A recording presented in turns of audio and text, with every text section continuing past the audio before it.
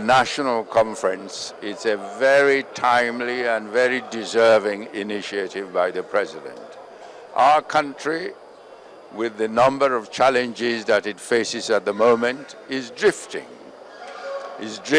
towards what is likely to be a very chaotic situation in 2015. And I believe that this National Conference will provide an opportunity for the country to review where it's going, particularly in terms of the structure of governance, because it is quite clear that the present structure of governance we have in this country is not serving us very well. And I hope that the National Conference will come up with a carefully considered restructuring of the governance architecture in the country. My one advice to our political parties is that they should be rooted in public service. They should be rooted in service to the people, not just wanting to grab power.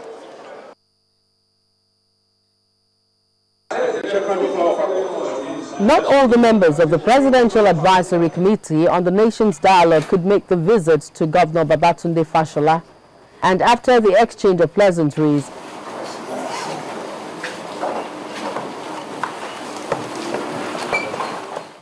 we are here in continuation of our consultation with Nigerians across the 6 geopolitical zones of the country in respect of the National Conference or Dialogue, which we are planning to have, which the President is planning to have. This is an event that people have been really agitating for decades, especially people from this part of the country. For decades, we have been agitating for a national conference. The governor echoed the position of his colleague governors in the All Progressive Congress. We must listen to everybody. And if we express views that disagree, we should not be called names. Because we are citizens and we have a right. Nobody has a bigger stake than anybody if you are in Nigeria. So for me, that's the platform we are about to set. It will have consequences. Can we foresee all the consequences? Are we ready for them?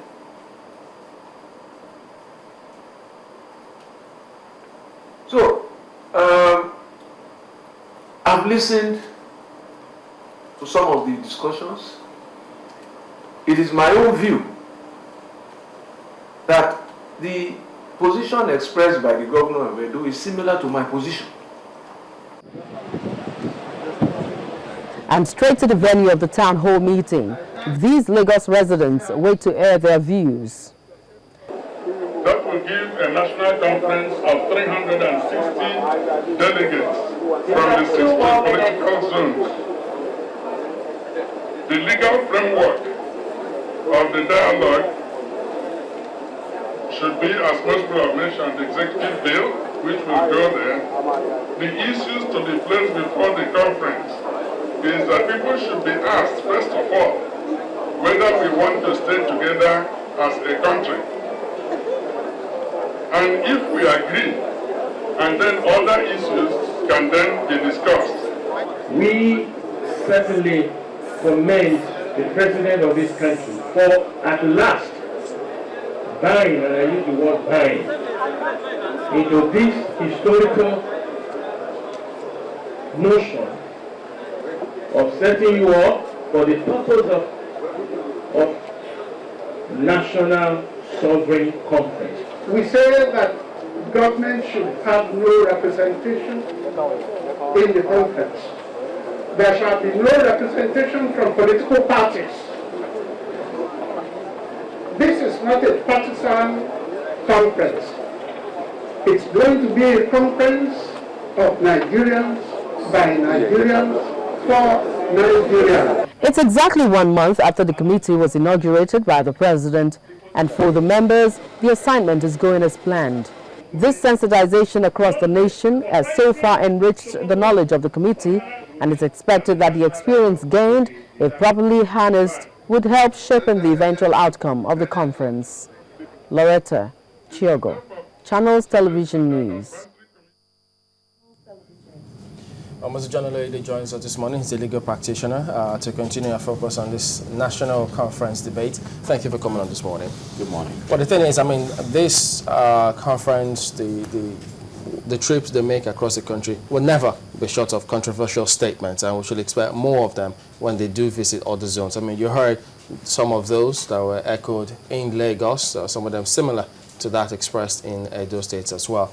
But from what you've heard and read about this, what do you think? Well, personally, I mean, just like the governor of Lagos State said, we are all stakeholders. It may be that it may appear to some of us that some people's stakes are higher than other people's stakes, but we have some stakes in this whole matter. Now, I will preface my own position with the statement of Winston Churchill, the then British Prime Minister, when he said, "To Jojo is better than to war." And our own Wole Soyinka, he said, "The man dies in all who keep quiet in the face of tyranny." Now, my own position is, as of today, Nigeria is in a state of war. You could call it a war of attrition, but we are turning against each other. The Muslims are the so-called Muslims are fighting the so-called Christians up north. There are people who are now kidnapping. There are people who now believe that, look, in order to get power, you need to have money. And in order to get money, you must take up arms. Now, these are very fundamental issues. And I believe they are coming up at this point in time because people are not expressing their views for whatever reason. Maybe, I mean, in my own constituency, people don't have the same kind of opportunities that others have in court. Rule of law is no longer about everybody being equal before the law.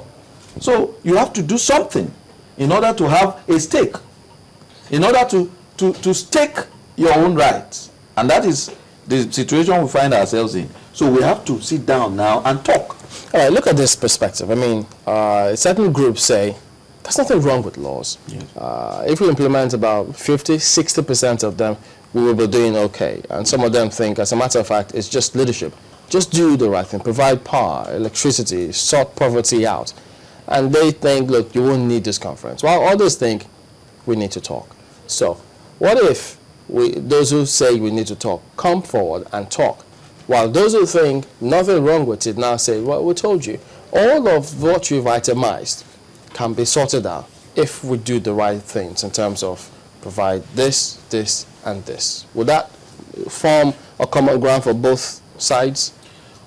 I belong to the school of people who say actually that, I've said it here several times, we have enough laws to regulate our relationships. We have enough. Many of them are gathering dust. But, you know, the situation we have on our hands is no longer such that it's all about, I mean, some people, you have a political class, you have the electorate. The way we perceive those who are ruling us is very negative.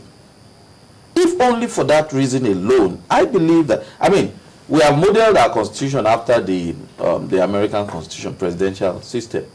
And if we go back in history, in 1787, the Americans had to come together in Philadelphia.